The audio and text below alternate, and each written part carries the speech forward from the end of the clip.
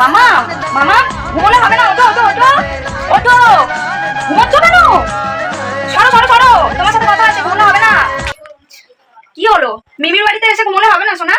কিছু বলো। হাই মাসিমণি, আজকে কিছু স্পাইসি খেতে ইচ্ছা হচ্ছে না? হ্যাঁ, কেন হবে না? যদি আজকে কি খেতে ইচ্ছা হচ্ছে বলো? হয়ে যায়।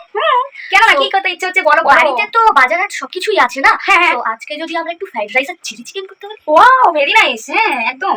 আমার মাও তো আজকে আছে, আমার মা কিন্তু মানে একদম দারুণ ফ্রাইড রাইস আর চিলি চিকেন বানাতে পারে। তাই তো চলো লেটস গো।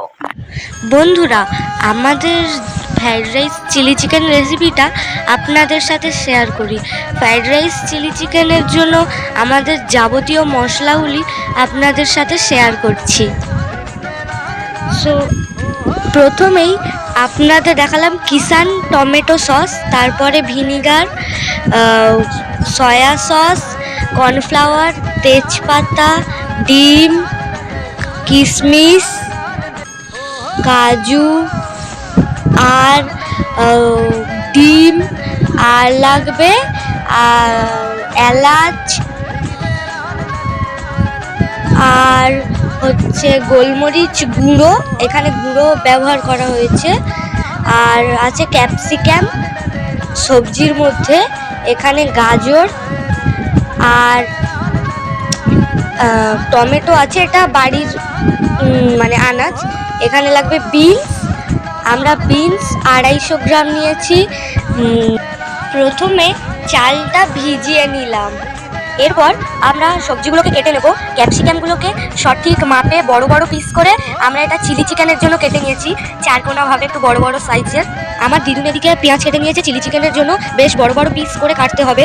এদিকে দেখুন গাজরগুলোকে ছোট ছোট টুকরো করে কেটে নেওয়া হচ্ছে, এদিকে বিনসগুলোকেও ছোট ছোট করে কেটে নেওয়া হচ্ছে, এদিকে দেখুন আরেকটু ক্যাপসিকাম নিয়ে ছোট ছোট করে কেটে নেওয়া হচ্ছে। কাটা হয়েছে যে এই যে এটা হচ্ছে ক্যাপসিকাম, এটা চিলি চিকেনের জন্য এরকম বড় বড় চারকোনা করে কাটতে হবে। আর এটা হচ্ছে গাজর কাটা, সো এই গাজরগুলো চিলি চিকেনেও দেওয়া হবে, ফ্রাইড রাইসেও দেওয়া হবে। আর এখানে হচ্ছে বরবটি, যেগুলো ফ্রাইড রাইসে দেওয়া হবে। আর এই যে পেঁয়াজ দেখুন, এখানে পেঁয়াজের খোলাগুলো, পেঁয়াজটাকে মাঝখান থেকে কেটে শুধু খোলাগুলোকে ছাড়িয়ে নিতে হয়েছে, এগুলো চিলি চিকেনে দেওয়া হবে। আর এখানে আছে ক্যাপসিকাম, এগুলো ফ্রাইড রাইসে দেওয়া হবে। তো দেখো এখন ঝুড়ি ঝুড়ি করে কেটে দেওয়া হয়েছে। তারপরে এখানে আছে দেখো এই যে কিশমিশ, এগুলোকে ভেজানো হয়নি, কিশমিশগুলোকে তেলে ছাড়া হবে। আর এখানে হচ্ছে কাজু ভেজানো, তো দেখো কাজুগুলোকে মাঝখান থেকে আলাদা করতে হবে। আর কাজুগুলোকে ভিজিয়ে দেওয়া হয়েছে, সো দেখো এভাবে ভিজিয়ে দিলে কাজুটা একটু নরম হবে আর টেস্টি হবে খেতে। সো দেখো এবারে মাংসগুলোকে ছোট ছোট পিস করে কেটে নেওয়া হচ্ছে। সো আপনারা দেখতেই পাচ্ছেন কেমন ছোট ছোট। সো বন্ধুরা দেখতেই পাচ্ছেন এই মাংস কুচিগুলোর মধ্যে দেওয়া হয়েছিল ভিনিগার, সয়া সস পরিমাণ মতো, আর দেওয়া হয়েছিল 4টে ডিম, দেওয়া হয়েছিল পরিমাণ মতো ময়দা, পরিমাণ মতো কর্নফ্লাওয়ার, আর দেওয়া হয়েছিল গোলমরিচের গুঁড়ো, পরিমাণ মতো আদা রসুন বাটা। দেওয়া পরে এগুলো ভালো করে মাখানো হয়েছে। সো দেখুন মাখানোর পরে আমরা 10 মিনিট রাখবো এটাকে ঢাকা দিয়ে। এর মধ্যে দিয়েছিলাম অল্প লঙ্কা গুঁড়ো দিলে কালারটা খুব সুন্দর আসবে।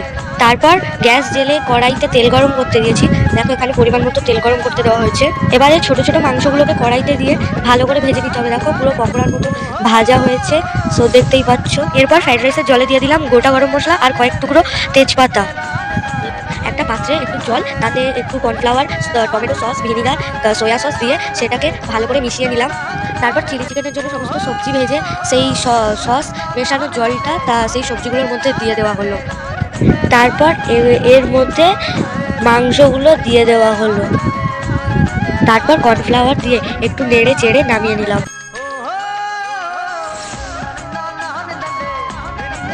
তারপরেই কড়াইতে দিয়ে দিলাম কাজু কিশমিশ।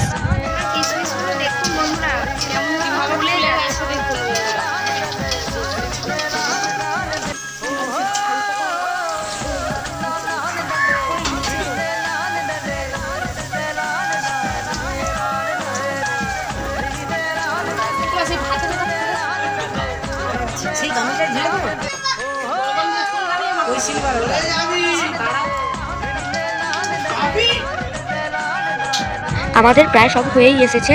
সো দেখো তারপরে লাস্টে একটা বড় মতো হাঁড়িতে একটু পরিমাণ মতো ঘি নিয়ে নিয়েছি, তারপর ঘিয়ের মধ্যে ভাতটা দিয়ে দেওয়া হলো।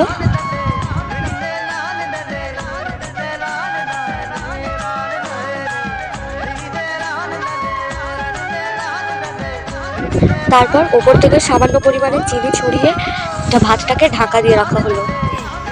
একা একা খেয়ে নিচ্ছিস যে, কেমন হয়েছে? মাম্মাম কেমন করলো? চিকেনটা কেমন সফট থাকে এই দেখ,